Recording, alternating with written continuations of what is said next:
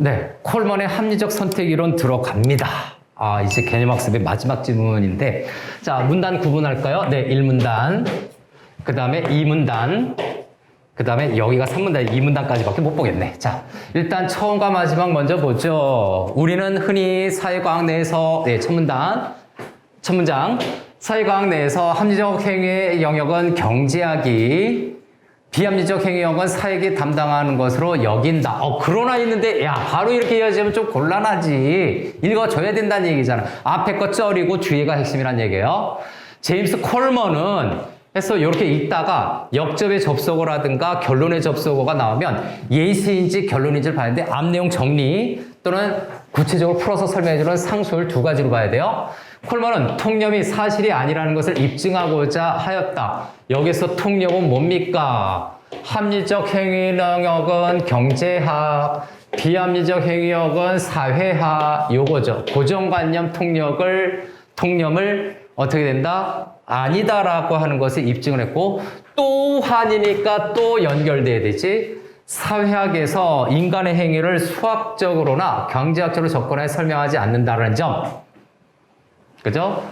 경제학에서 경제적 행위나 현상을 분석할 때 사회적 구조의 영향을 관건하는 점 등에 대한 날카로운 다른 거 모르겠거든. 비판을 던졌다. 요 통념에 대해서 어떻게 했다고 비판했다. 이렇게 해도 되잖아. 여기서 밑줄 쳐서 문제에서 물어보면 그때 와서 하면 되죠. 자, 그런데 그래도 좀 알면 수학적, 경제학적, 뭡니까? 사회학에서 수학적, 경제학적으로 접근하여 설명하지 않는다니까 수학적이지 않아요. 사회학은요. 이렇게 세모쳐 놓게. 그 다음에 경제학에서 경제적 행위나 현상을 분석할 때 사회 구조의 영향을 간과한다 해서 구조의 영향을 간과, 요것도 X표에 되죠. 비판을 던졌다. 이렇게 구분하면 돼요. 알아놓고 확보해 놓고 그 다음에 가둬놓고 하세요. 콜먼이 경제학과 긴밀한 연관관계 속에서 사회학을 자, 여기 있네요. 그죠? 경제학과의 긴밀한 연관관계에서 사회학을 연구하고자 하였음을 가장 잘 보여주는 것은 그의 합리적 선택 이론이다. 됐죠? 그래서 첫 번째 문단은 합리적 선택 이론, 요걸 좀 체크해 봅시다. 합리적 선택 이론을 누가 주창한 겁니까? 콜먼이, 사람 이름이 나오는 콜먼이 플러스 뭡니까? 경제학과, 긴밀한 연사, 경제학 플러스 사회학이라고 봐야 되는데, 경제학 플러스 사회학을 연구하는 건데 물어보자. 경제학 연구하려고 한 거야? 사회학 연구하려고 한 거야? 비교 우위를 따져보세요. 응? 여기 있잖아. 경제학과의 긴밀한 연관 속에서 사회학을 연구하고자 하였음, 얘가 핵심이잖아요. 사회학 연구 이렇게 가야 되죠. 핵심은 얘야. 합리적 선택 이론은 사회학 연구 분야에 해당이 돼. 이게 먼저 와야 되잖아. 그런데 이거를 설명하기 위해서 여기 경제학도 있고 사회학도 있으니까 첫 번째 뭐니? 사회학의 통념이 있죠. 첫 번째 통념에 대해서 제시를 했고, 이 통념에 대해서 비판한다라고 저기 정리하고 있잖아. 통념이 그럼 뭔데? 두 개를 놓고 있잖아. 경제학이 먼저 나왔니? 저기에서 경제학은 합리적인 행위, 합리행위 이렇게 할까요? 저 첫 번째 줄에 있는 거. 사회학은 비합리적인 행위자 빼도 되죠. 비합리 행위를 연구하기 위한 것. 또 여기 사회학이 또 있죠. 수학적으로, 경제학적으로, 수학적으로 접근을 설명하지 않는다는 점, 이거를 비판했다. 경제학에서 경제적, 행위나 행위나 현상을 분석하는 사회구조의 영향을 간과한다는 점에서, 그래서 사회학에서 여기 하나만 더 쓸까요? 네, 수학적인 것을 따지지 않고 그 다음에 경제학적으로 설명하지 않는 요구를 비판하고 있다 요거죠. 여기 경제는 근데 이걸 굳이 더 써야 될 필요가 있을까? 그죠? 경제는 더 써야 될 필요가 있을까? 경제학은 뭡니까? 구조의 사회 구조의 영향을 해서 사회 구조의 영향을 뭡니까? 고려하지 않는다는 점에서 요거를 어쨌든 비판하고 있다라고 하는 거는 맞죠. 여기 이미 써놨으니까 통념 이거예요. 이거 하나밖에 없으니까 번호 있으나 마나지. 통념을 앞에 제시했는데 얘가 중심이 아니라 얘라고 얘. 콜먼은 합리적 선택 이론의 사회학을 연구하려고 했어. 근데 내부적으로 사회학은 그래서 여기서 문제는 대조적인 경제학이 아니라 요 사회학의 특징이죠. 비합리적인 행위를 한다라고 하는 고정관념이 있었고 수학적인 거를 고려하지 않고 경제적인 고려하지 않는 것을 비판하고 있어. 예, 고려하지 않는 것에서 비판받고 있어. 라고 하는 거를 제시한 겁니다. 그래서 핵심은 요거예요. 경제학적인 관점과 연결해서 합리적 선택 이론이라고 하는 사회학을 연구하려고 했다라고 하는 것이 핵심이고 두 번째 문단 갑시다. 두 번째 문단. 합리적 선택 이론에서 인간의 행위를 이해하고 모형하기 위한 모형화하기 위한 틀 게임 끝났네. 자, 합선이라고 할게요. 합리적 선택, 합선인가요? 합선이의 모형과 틀이죠. 아이고, 이가 좀 잘하면 합선이의 모형과 틀에 대해서 얘기를 하고 있는데 이게 핵심인지 또는 마지막에 뭔가 더 있는지를 한번 보죠. 그래서 이 함수에서 행위에 대한 효용은 행위자가 가지고 있는 그 자원과 그것에 대한 통제 정도를 지수로 계산한 값이다 해서 행위에 대한 효용 여기에다 좀 밑줄 칩시다.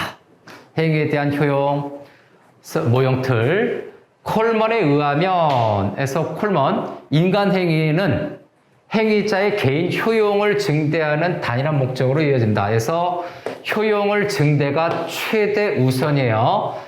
행위자 개인의 효용을 증대하는 단일한 목적으로 이루어진다. 아, 요거는 여기까지 정말 세심하게 요거는 정리를 해야 되겠다. 모형틀인데 자, 여기서 이제 내립시다. 네, 콜먼 그의 주장인 거는 계속 이어지는 거고 합리적 선택 이론에서 각 행위자는 목적지향적이어서 자, 목적지향적 키워드로 정리해야 되겠네. 그러니까 자신이 보기 위한 초기 자원, 그것에 대한 통제 정도를 이용하여 자원과 통제를 이용해서 효용을 최대화하는 존재로 가정된다 해서 굳이 여기 있는 건 효용을 증대시킨다라는 거죠.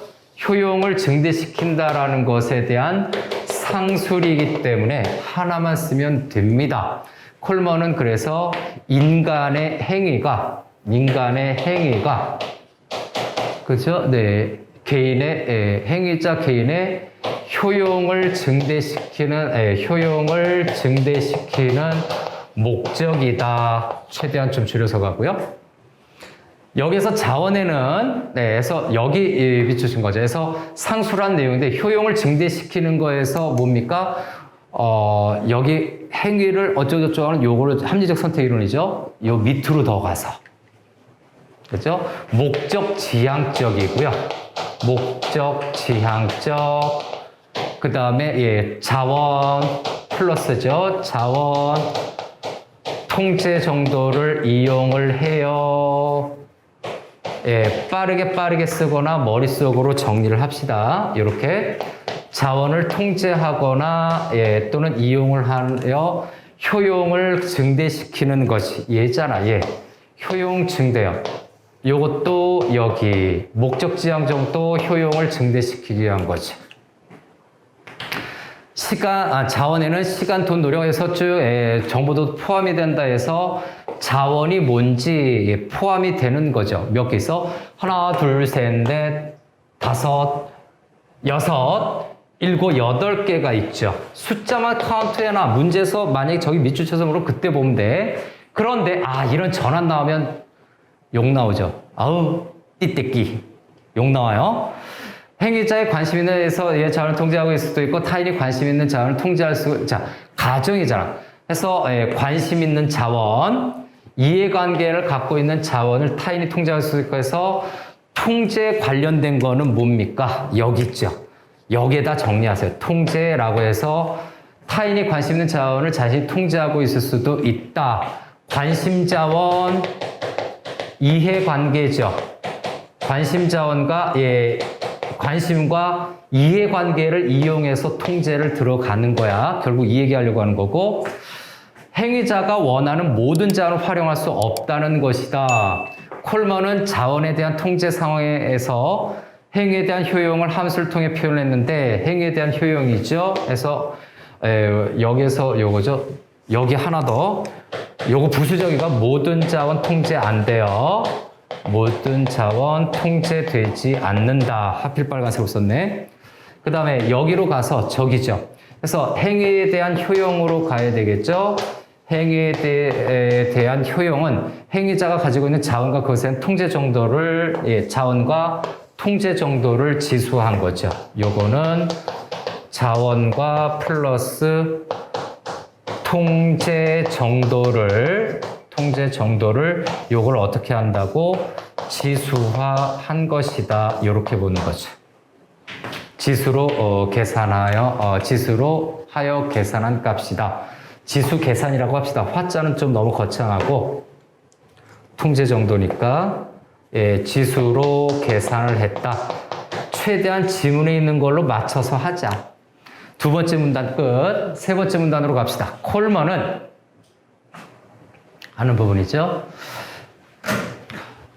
콜먼은 이러한 경제학적 접근에 그치지 않고 여기까지는 경제적인 접근이구나. 사회학을 연구한다라고 했는데 여기까지는 경제적인 접근이었구나라고 정리를 하면 되고 다음 여기죠. 네, 3번 문단. 인간의 행위나 현상을 사회구조와 관련지어 설명을 했다. 세 번째 문단. 지워야 될 것 같은데.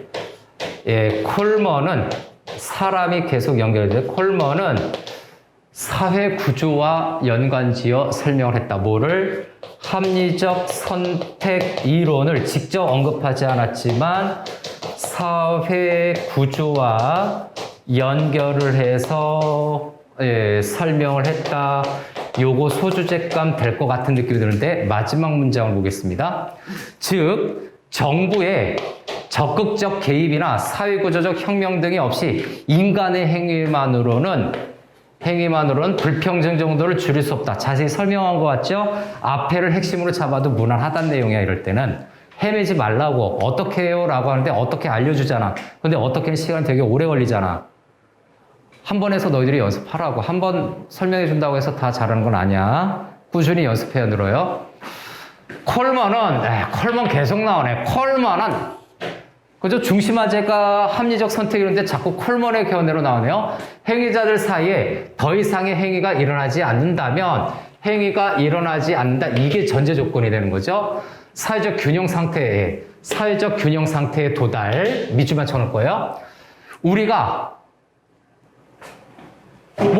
목격하고 있는 빈부격차 같은 사회적 상황도 사회적 균형 상태 하나라고 했다. 뭐라고? 빈부격차 같은 사회적 상황도 사회적 균형 상태의 하나? 이거는 핵심으로 잡아야 될지 좀 고민 좀 해야 되겠죠? 그러면서 아마 요건 밑줄 칠 수 있는 내용일 수도 있어. 만약에 충분한 내용이 더 있다면. 그는 사회적 균형 상태에서 나타나는 어쩌저쩌에서 파생되는 관계 등에 대해 주목하고 사회적 균형, 그렇지, 정리하고 있어. 사회적 균형 상태는 자원의 초기 분배 상태에서 절대적으로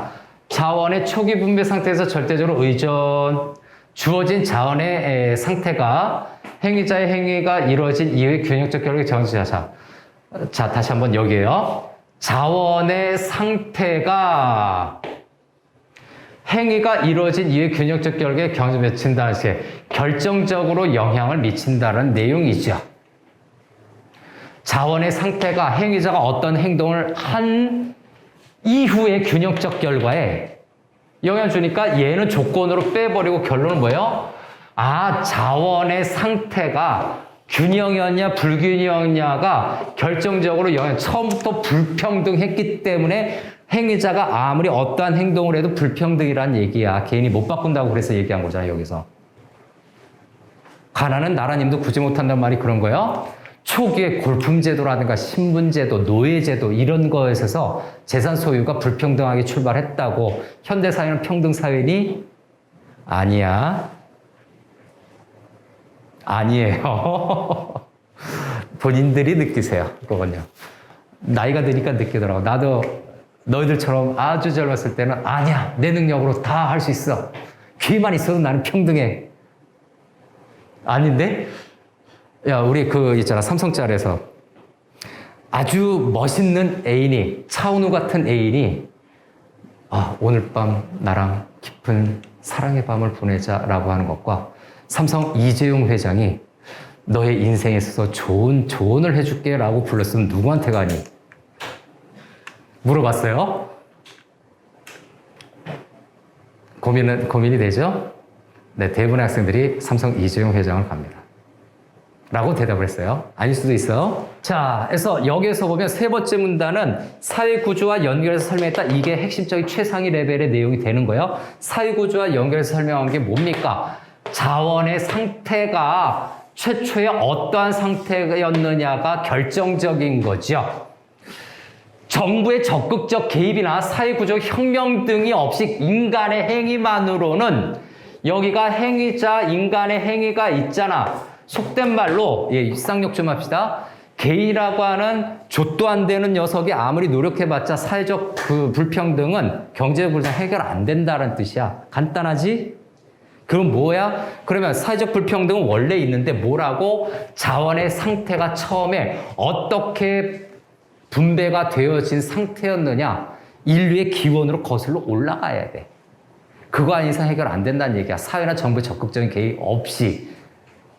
됐죠? 자, 좀 과격한 표현을 썼네요. 네 번째 문단인데 이와 관련하여 더 쓰고 싶지만 이 정도로 하고, 자, 콜먼은 개인의 신뢰, 공동체의 규범이나 사회 연결 등을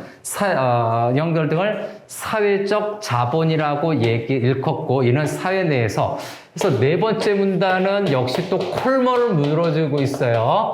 중심 화제가 아니라 콜먼을 통해서 뭐라고 얘기하고 있나? 자연적으로 발생하는 원초적 사회적 구조라고 설명하였다. 뭐라고? 자, 콜먼이 사회적 자본이죠. 그럼 사회적 자본을 지금 안 넘어간 내용이 있어요. 사회적 자본이 뭐라고? 여기죠. 초기 불평등 상태를 유지하게 하는 경향이 있다. 완전 경쟁 시장이라는 하에 초기의 불평등이 계속 유지가 되고 있는 거야. 그런데 뭡니까? 정부의 적극적인 개입이나 사회구조적 혁명 등이 있는데, 그죠? 이런 것과 관련된 사회적인 개입이죠. 사회적인 개입이 없이 개인의 행위만으로는, 인간의 행위만으로는 안 된다고 해서 사회적 자본을 이야기하고 있는데, 사회 내에서 이제 넘어갑니다. 사회 내에서 자연적으로 발생하는 원초적 사회구조라고 설명을 했다. 만약에 이게 연관관계를 파악하지 못하겠으면 열거를 해버리면 돼요. 원초적 사회구조인가요? 원초적 사회구조. 그는 근대에 이르러 부분이죠. 근대에 이르러 목표를 달성하기에 자원을 조합하여 행동하는 주체인 조합행위자가 주도성을 가지게 되면서 이 원시적 사회구조들의 영향과 중요성이 점차 쇠퇴하고, 이러면 불평등이 해소되겠네. 그런데 보니까 여기는 불평등이 고착화되었다. 불평등이 고착화되었어요. 누가? 사회적 자원을 조달해서 쭉 넘어가 봅시다. 그래서 조합행위자는, 조합행위자라고 여기 친절하게 정리했네.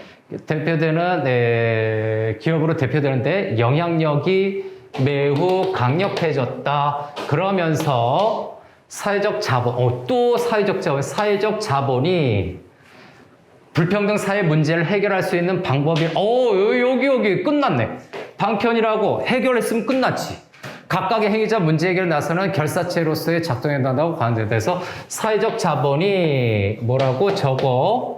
사회적 문제를 해결한다고 사회적 문제를 해결하는 수단이라고 얽매일 필요 없죠. 원초적 사회 구조에 대해서 더 여기서 왈가왈부할 필요 없지. 사회적 자본만 물고 누르지면 되겠지. 결사체로서 작용해야 된다. 뭐 이런 거. 콜만의 이런 시각에 대해서 여러 비판이 자해지긴 하지만 경제학적인 관점을 접목하여 경제학적인 관점을 접목하여 사회 현상에 접근하는 시각을 제공한다는 데서 주목할 만하다. 의의가 나타나는 거죠. 의의는 뭐라고? 경제학적인 관점을 통해서 사회 현상 접근, 그렇죠? 사회 현상 접근인데 이렇게 손쉽게 파악할 수 있는 건 눈으로 봐도 알 수 있고 요거는 선택지 정말 후하게 내줘도 한 줄밖에 안 나오는 거잖아. 그래서 사회적 자본이 앞에 얘기했던 사회적 불평등 해결할 수 있는 단서가 된다라고 얘기를 한 거야. 마무리할게요.